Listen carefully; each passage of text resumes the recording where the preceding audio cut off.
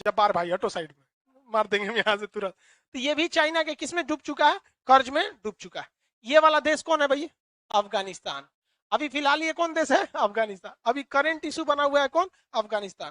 तो अफगानिस्तान को पहले हम लोग देख लेते हैं, उसके बाद इन लोग को निपटाएंगे। अफगानिस्तान को जीतना इतना मुश्किल क्यों है जी।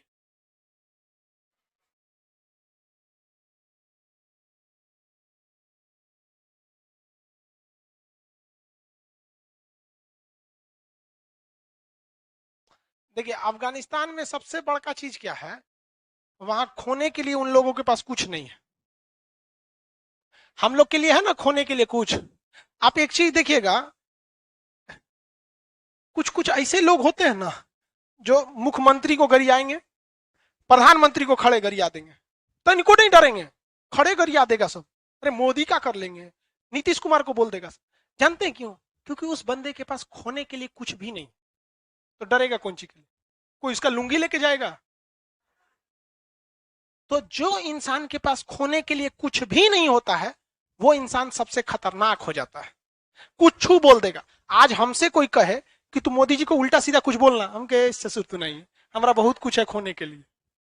हाँ, और जिस दिन हम कंगाल हो जाएंगे, किस चीज का डर, किसको इतना खाली फुर्सत रखा हुआ है।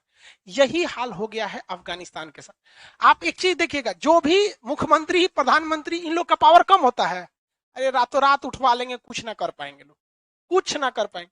लेकिन देखेंगे नहीं, आप लोग अपने आंख से देखे होंगे गरियाते उन लोग को, देखते हैं उसका बैकग्राउंड देखिएगा, ओकरा पास कुछ ना होगा, अकाउंट में 10-15 हजार रुपया होगा बस, वही उसका जीडीपी है।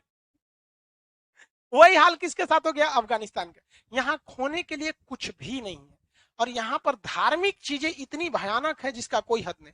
जिस वजह से यहाँ पर इसको एक टैगलाइन मिल गया, ग्रेवयार्ड ऑफ द एम्पायर्स। जैसे भारत को कौन सा टैग मिला, सोने की चिड़िया।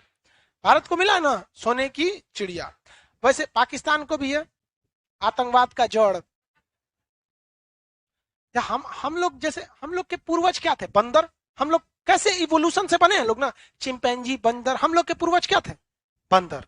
और पाकिस्तानियों के पूर्वज आतंकवादी थे सब। तो उस सब में इवोल्यूशन हुआ। तो ये अलग है। अब ये काबुल अफगानिस्तान है। अफगानिस्तान को टैगलाइन मिला है ग्रेवयार्ड ऑफ द एम्पायर। यहाँ बहुत ज्यादा देर तक कोई साम्राज्य में शासन नहीं कर पाता है। सिकंदर जहां जाता था तुरंत जीत के चला जाता था। सिकंदर एक बार यहाँ आया था तो 3 साल तक था, जीत ही नहीं पा रहा था। तो इसकी सिकंदर की मम्मी कहीं किधर पकड़ लो तूने, तू हर जगह जीत जाता है, यहाँ का लिए लटका है। तो उसने यहाँ से 3 जगह से मिट्टी अपने गांव पे भेजा था। और जैसे वहां पे मिट्टी पहुंचा ना, उसके पड़ोस में झगड़ा हो गया। तो कहा कि सोच रहा है मिट्टी की खराबी है, यहाँ किस बिना मतलब के क्या हो जाते हैं, सब झगड़ा हो जाते हैं। हद देखिए इन लोग की, कि ये लोग मरने के बाद भी इंसान के गुप्तांग काट देते हैं, उसकी आंख निकाल लेते हैं, मतलब एकदम ब्रूटल तरीके से मारते हैं। अब तालिबान जो था वो मेनली मेनली जगहों पर कब्जा कर लिया। अफगानिस्तान में जो आपके अभी के जो एग्जाम के प्रोस्पेक्टिव से जगह क्वेश्चन रहेंगे, वो क्या रहेंगे, देखिए अफगानिस्तान का ये वाला भाग क्या है, हिंदुकुश पर्वत। कौन सा भाग है, हिंदुकुश पर्वत। अब पर्वतों में ना आपका मिसाइल काम करने वाला है, ना हेलीकॉप्टर काम करेगा, ना कुछ। पहाड़ में कैसे लड़ाई कीजिएगा। तो एक ये इन लोग के लिए प्लस पॉइंट हो जाता है। ये कौन सा पर्वत है, हिंदुकुश पर्वत। कौन सा पर्वत, हिंदुकुश पर्वत। पहले के लोग जो ईरान वाले थे या इस साइड के थे, जब वो भारत आते थे, तो आप बताइए, भारत तो 1947 से पहले यहीं से शुरू हो जाता था। तो भारत आने के लिए लोगों को कौन सा पर्वत पार करना था, कौन सा पर्वत, हिंदुकुश पर्वत। इसी वजह से जितने लोग इस पर्वत को पार करके इधर आए, उन लोगों को क्या कहा, उन लोगों ने यहाँ के रहने वाले लोगों को क्या कह दिया, हिंदू। क्या कह दिया, हिंदू कह दिया। क्या कहा, हिंदू। जबकि हिंदू धर्म तो है नहीं, हिंदू क्या है, सनातन धर्म है। धर्म का नाम क्या है, सनातन। तो अफगानिस्तान में कौन सा पर्वत है, हिंदुकुश पर्वत। कौन सा पर्वत, हिंदुकुश। यहाँ किस चीज की सबसे ज्यादा खेती होती है, अफीम की। किस चीज की, अफीम। ज्यादा पैदावार यहाँ दो चीज की, एक अफीम एक आतंकवाद।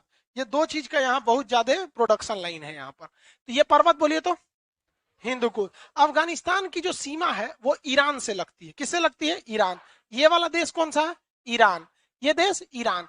ईरान से अफगानिस्तान के बीच में कैसे संबंध होंगे, देखिए क्योंकि ज्योग्राफी से आपको हर तरह से क्वेश्चन आते हैं। अफगानिस्तान और ईरान में अच्छे संबंध हो सकते हैं या खराब, हाँ। दोनों मुस्लिम देश हैं, करे अच्छा है तब। बहुत खराब है, खराब नहीं बहुत खराब। ये है सिया और ये है सब सुन्नी। अब ये जो इस एरिया में है, ये वाला जो एरिया है, यहाँ पर ईरान के जो लोग हैं, यहाँ के लोग, ये इससे प्रभावित होकर यहाँ के लोग सिया धर्म के हैं। तो जब तालिबान का राज आता है ना, तो क्या कहता है, मरोगे कि या फिर सुन्नी में बनोगे, या तो मार डालता है या तो सुन्नी बना डालता है। ईरान के राजदूत भी यहाँ थे सब 1998 में इस एरिया में। तो यहाँ पे भी एक मजार शरीफ है, तो राजदूतों को मार दिए थे सब अफगानिस्तान वाले। तो ईरान और अफगानिस्तान में संबंध क्या है, खराब है। ये वाला एरिया जो कहलाता है हेरात कहलाता है, क्या कहलाता है, हेरात। ये कौन जगह है, हेरात। व्यापारिक दृष्टिकोण से हेरात बहुत ही महत्वपूर्ण है। हेरात किससे बॉर्डर शेयर करता है, हेरात किससे बॉर्डर शेयर करता है, ईरान से। किसे, ईरान। जबकि पाकिस्तान से बॉर्डर शेयर करता है यहाँ पर उसका कंधार। कौन सा जगह, कंधार। ये जगह कौन सा है भाई, कंधार। किसी को कोई दिक्कत। अफगानिस्तान के दो बड़े शहर, अब देखिए शहर जो है वो डेवलप क्यों होते हैं, या तो फिर वो चौराहे पर हो, या किसी नदी के किनारे हो, या किसी दूसरे देश के पास बॉर्डर पे हो, तो व्यापार से क्या हो जाते हैं, डेवलप हो जाते हैं। ये राज्य, ये शहर बोलिए तो हेरात, आइए बोलिए तो कंधार। कौन सा है, कंधार। और ये इसकी राजधानी क्या है, काबुल। राजधानी काबुल किस पहाड़ी क्षेत्र पर है, हाँ, हिंदुकुश। किस पर्वत पर, हिंदू। अफगानिस्तान के ऊपरी भाग में एक नदी बहती है जिसका नाम है आमू दरिया नदी। कौन सी नदी, कौन नदी, आमू दरिया नदी। कौन नदी, आमू दरिया नदी। अगर अफगानिस्तान के बॉर्डर छोड़ के जाना चाहते हैं तो कौन सी नदी पार करनी पड़ेगी, आमू दरिया नदी। ये बहुत ही चौड़ी नदी है, जो भी इसको पार करने की कोशिश करता है ज्यादातर लोग डूब जाते हैं। ये आमू दरिया नदी है, वो सारे के सारे शहर किसी न किसी बड़ी नदी के किनारे हैं। चाहे पटना देखिए, भागलपुर, मुंगेर, लखनऊ, बनारस, कानपुर, दिल्ली, जितने बड़े शहर देख लीजिए आप, सब के सब या तो समुद्र के किनारे मिलेगा या तो नदी के किनारे मिलेगा। क्योंकि प्राचीन काल में पीने का पानी, सिंचाई के लिए पानी, व्यापार के लिए नाव, उस समय जहाज नहीं होते थे, नाव, ये सब के लिए क्या था, नदी था। तो क्या आमू दरिया के किनारे बड़ा शहर होगा या नहीं होगा। इसके उत्तरी भाग में एक बड़ा शहर है जिसका नाम है मजारे शरीफ। क्या नाम है, मजारे शरीफ। तो अफगानिस्तान के 4 राज्य आप समझ में आ सकता है। ये जो शहर है इसी के नाम से इसके राज्य भी रहते हैं। ये कौन सा हो गया, हेरात। कौन सा, हेरात। ये तालिबान का सबसे ज्यादा पकड़ कहां पर है, कंधार में है। कहां पर है, कंधार। तालिबान अपनी खुद की राजधानी किसे कहता है, तालिबान अपनी राजधानी किसे बोलता है, कंधार को। लेकिन इंटरनेशनल राजधानी क्या है, काबुल। इंटरनेशनल राजधानी काबुल। इसमें 4 शहर सबसे फेमस, ये बोलिए कौन सा है, ये मजारे शरीफ। कौन सा है, मजारे शरीफ। आगे बढ़ जाए, कौन सा शहर है, मजारे शरीफ। ये पर्वत कौन सा है, कौन पर्वत, हिंदुकुश। क्या अफगानिस्तान एक लैंडलॉक कंट्री है, मतलब जमीन से बंधा हुआ है, या इसके अगल बगल में समुद्र है, लैंड लॉक कंट्री है। कैसा कंट्री है, लैंड लॉक। अब बात आती है कि हम लोग अफगानिस्तान से इतना लगाव क्यों रखते हैं, या इतने पैसे खर्च क्यों करते हैं, क्यों करते हैं भाई। देखिए अभी के वक्त में हम लोगों को सेंट्रल एशिया से व्यापार करना है। किससे व्यापार करना है, सेंट्रल एशिया से। इन लोगों के पास सबसे बड़े मात्रा में खनिज संपदा है। खनिज का मतलब पेट्रोल है, डीजल है, गैस है, कोयला है, तांबा है, सोना, यूरेनियम, हीरा। मतलब हम लोगों की जरूरतों को पूरा करने के लिए यहाँ पर पर्याप्त मात्रा में क्या चीज है, संसाधन अवेलेबल है। इनको लाने के लिए भारत में आपको अफगानिस्तान पार करना ही पड़ेगा। तो पाकिस्तान, अब आप कहेंगे सर अफगानिस्तान पार करना पड़ेगा तो पाकिस्तान को भी तो पार करना पड़ेगा। हमारे लिए तो खतरनाक कौन है, पाकिस्तान है। हमारे लिए क्या है, पाकिस्तान है। लेकिन बात समझिए, हम आपको क्या बताएं, सबसे खतरनाक इंसान वो है जिसके पास खोने के लिए कुछ नहीं। पाकिस्तान के लिए पास खोने के लिए बहुत कुछ है।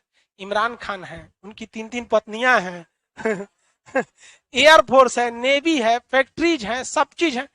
पाकिस्तान के पास खोने के लिए बहुत कुछ है, लेकिन अफगानिस्तान के पास खोने के लिए कुछ नहीं। तो भारत जो है पाकिस्तान पर बैन लगवा देता है FATA के through. FATA financial task force होती है, वो उसके थ्रू बैन लगा देता है पाकिस्तान के ऊपर। तरह तरह की पाबंदियां पाकिस्तान पे लगा दी जाती है, उसको व्यापार करने से रोक दिया जाता है। अगर वो डायरेक्टली आतंकवाद को बढ़ाता है तो लेकिन उस ससुरे में वो कहानी ये है कि उसे हर हाल में भारत से टांग लड़ाना है, चाहे वो उसके औकात के बाहर की रहे तब। इसलिए वो सारा का सारा गेम किस पर खेल जाता है? अफगानिस्तान से। कहता है कि हमारे पास से कोई दिक्कत नहीं, आपको जो ट्रक ले जाना है ले जाइए ना यहाँ पे, बाकी उधर आप समझ जाइएगा। अब वहां पे भी आतंकवादियों को भेज देता है। आप यकीन मानिए, आने वाले 1 महीने में आप ये रिपोर्ट पब्लिश होते पढ़ेंगे कि काबुल पर जो कब्जा किया गया है वो तालिबानियों के भेष में पाकिस्तान से गड़े लश्कर तैयबा के आतंकवादी थे। ये वास्तविकता है। 15,000 आतंकवादी गए थे, वेल ट्रेंड गए थे वहां पर, वरना इस तरह से कोई किसी पर कब्जा नहीं कर लेता है रातों रात यहाँ पर, अभी ना लड़े हुए वहां पर, पूरा वेल ट्रेंड गए थे। अब भारत के लिए समस्या क्या है कि जितने भी आतंकवादी थे जो पहले पाकिस्तान में ट्रेनिंग लेते थे, तो भारत कहता था कि देखिए ये ट्रेनिंग ले रहा है, इससे व्यापार मत करिए, इसको लोन मत दीजिए। तो पाकिस्तान का तो हालत खराब है, वर्ल्ड बैंक में लोन लेने जाता था, तो वर्ल्ड बैंक का नियम है कि अगल बगल के पड़ोस से पूछता है, गलत गलत काम नहीं ना करता है, तो इसका पड़ोसी कौन है? भारत। कहता है हमारा सुबह से शाम तक ससुरा खाली बॉम्बे बनाता है, मत दीजिए लोन। तो वर्ल्ड बैंक उसको लोने नहीं देती है, चल जाता है एशियन डेवलपमेंट बैंक मनीला के पास, तो उसका भी सेम कंडीशन, पड़ोस से पूछेगा कोनो दिक्कत होता है इससे, पैसा चुका देगा कि नहीं? कहा देखिए एकरा से दिन रात दिक्कत है, अब पैसा तो ही चुकाने वाला नहीं, इसको लोने नहीं मिलता है। तो मजबूरी में वो भारत के सामने टेबल पर बैठता है, और वर्ल्ड बैंक कहता है कि भाई दोनों लोग आपसी मामला सुलझा लो। तो भारत कहता है कि आप जब तक आतंकवाद को प्रयोग अपनी भूमि से होने देंगे, हम आपको कभी भी ये मतलब आपका साथ नहीं देंगे। ये गया, भारत के पास SU-30 लड़ाकू जहाज है, तो ये रूस के पास चल गया, मधुर नहीं होंगे, हम ये नहीं देंगे। यहां भारत बहुत बड़ा बेवकूफी कर रहा है। पाकिस्तान अपने सारे आतंकवादियों को कहां शिफ्ट कर रहा है? अफगानिस्तान। जितने भी टेरर लॉन्च पॉइंट थे सब कहां शिफ्ट कर देगा? अफगानिस्तान। वो उतना ही खतरा अफगानिस्तान से भी पहुंचाएंगे भारत को जितना वो पाकिस्तान से पहुंचा रहे थे, इसमें तो कोई दो राय नहीं है। और इसमें सीधे क्लीन चिट में बच जाएगा कौन? पाकिस्तान। हमारे यहां कहां हो रहा है? वो कहां से आ रहा है? अफगानिस्तान से। यहां से ससुराई ट्रक जाने देता है अटारी बॉर्डर, बाघा बॉर्डर से, और उधर कह देता है कि जैसे ये घुसेगा कंधार में मार देना, मार देता है सब। तो हमारे लिए हामिद करजई या अशरफ गनी कितना जरूरी थे, अब समझ में आया? वो सारा हमला कौन कराता था? पाकिस्तान। किसके थ्रू? अफगानिस्तान के थ्रू। और हमको सेंट्रल एशिया से ये चाहिए ही चाहिए। चीन से आ नहीं सकता है, यहां से चीन आने नहीं देता है, क्योंकि उसको पता है कि सस्ता पड़ जाएगा, आने नहीं देगा। यहां से अभी कोई डायरेक्ट रास्ता है नहीं, अभी बनाना पड़ेगा उस हिसाब से, क्योंकि ये पूरा रेगिस्तान एरिया है, रेगिस्तान में बनाने में बहुत समस्या आता है। तो अब बताइए, तालिबान के आ जाने से हमको घाटा लगा या पाकिस्तान को? हम लोग को घाटा लगे। अब इसमें हम लोग यहां फंस जाएंगे, क्योंकि रूस ने कहा है कि जब तक आप अपनी जमीन का प्रयोग आतंकवाद के लिए होने देंगे, हम आपको ये हथियार नहीं देंगे। समझ में आ गया कि नहीं आ गया? किसी को कोई दिक्कत? अब बात समझिए ध्यान से। पाकिस्तान क्या करना चाहेगा? आने वाले 1 से 2 साल में रिपोर्ट लगा देगा कि मेरे किसी भी जमीन का प्रयोग आतंकवाद के लिए नहीं हो रहा है। सारा का सारा कहां से होगा? अफगानिस्तान। और अफगानिस्तान कहता है प्रतिबंध मैंने कौन चीज होता है, हमारे पास कौन चीज होबे करता है कि तू हमको प्रतिबंध लगाएगा? यही ना कहेगा कि लोन नहीं चाहिए, वैसे भी हमको कोई नहीं देता है। यही ना कहोगे कि हमसे व्यापार नहीं करोगे? हमारे यहाँ होता कौन चीज? खैनी होता है खाने के लिए, नहीं तो अफीम होता है। वो तो तुम बैन लगाओ चाहे नहीं लगाओ, वो तो बिकना ही है। तो इसके पास ऐसा कुछ नहीं होता है। तो हम लोग फंस रहे हैं किसके जाल में? हाँ, आपको क्या लगता है हम हल्ला किए बिना मानेंगे? हाँ, जब तक 1 साल में वो क्लीन चिट मिलते मिलते हम यूट्यूब पे हल्ला करके महका देंगे इस चीज को। हम छोड़ने वाले हैं जी। अरे भाई साहब, शिक्षक वह व्यक्ति होता है जिसके गोद में निर्माण और विनाश दोनों पलता है। तो हम अगर निर्माण जानते हैं तो हम विनाश भी जानते हैं। तुम प्यार से करते चलो, तुम्हारी सारी मेहनत पहले बर्बाद हो जाने दो, उसके बाद ऐसा हल्ला मचाएंगे ना। तो ऐसी। और भारत सरकार इधर सीधा कहता है कि भाई आप अगर पाकिस्तान को हमसे एडवांस जहाज देंगे तो हम खरीदेंगे नहीं। दूसरा, पाकिस्तान की इतनी औकात कहां जो भारत इतना हथियार खरीद सके?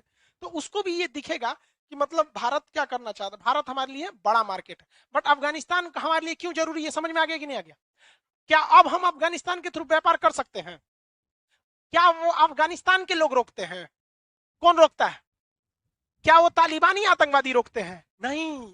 तालिबानी भेष में क्या होता है? अब यहाँ कोई गमछा लगा के आ जाए तो बिहारी है ना कहलाएगा जी। तो क्या दिक्कत पड़ता है? पाकिस्तानी, अफगानी, इंडिया के शकल सूरत कल्चर में ज्यादा का अंतर नहीं है। अमूमन तो अगर इतिहास उठा के देखें, हम तीनों तो एक ही थे। तो कहीं ना कहीं अफगान के लोग भी हिंदी बोल लेते हैं, टूटी फूटी हिंदी बोल लेते हैं। उस तरह से तो हमारे भी बंगाल के लोग बहुत अच्छा हिंदी नहीं बोलते हैं, उन लोग की भी थोड़ी थोड़ी लड़खड़ा ही हिंदी रहती है। तो हम लोग इसमें हो जाता है। तो ये आप जियो पॉलिटिक्स समझ में आ रहा है कि नहीं आ रहा है अफगानिस्तान का इशू? तो बताइए शुरू से पहले मालदीव, सार्क में कितने देश? हाँ, पहला श्रीलंका, भारत, पाकिस्तान, अफगानिस्तान, नेपाल, भूटान, बांग्लादेश, ये हो गया सार्क। आसियान में 10, आसियान में पहला Myanmar, Thailand, Laos, Cambodia, Vietnam, Malaysia, Singapore, Brunei, Indonesia, Philippine, एगो एक्स्ट्रा में तिमोर। क्या तिमोर को आसियान में आने देता है? कौन सा देश तिमोर का विरोध करता? कौन सा देश? इंडोनेशिया। समझ में गया? अच्छा ये बताइए, क्या अफगानिस्तान का कोई सोल्यूशन निकलेगा? हाँ, अभी पीछे अगले 10 साल तक नहीं दिख रहा है, अगले 10 साल तक नहीं दिख रहा है।